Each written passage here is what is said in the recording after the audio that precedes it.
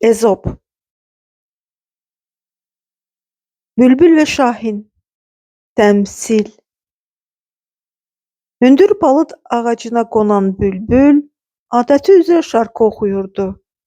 Bunu Şahin gördü.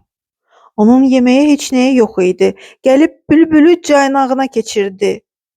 Bülbül sonunun gəldiyini görüb Şahinə yalvardı ki, onu buraxsın. O çox kiçicikdi. Şahinin mədəsi onunla doyan deyil. Əgər yeməyə heç nəyi yoxdursa, ondan iri quşlara hücum etsin, onları ələ keçirsin.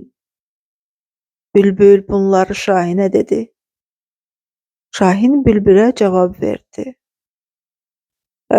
Mənim hələ başım qaçmayıb ki, caynağımda olan ovumu buraxıb, görmədiyim ov arxasınca uçum.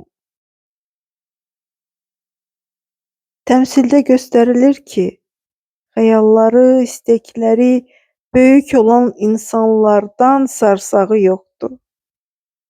Belə insanlar əlində olanı atıb xəyal, arzu arxasınca gedirlər.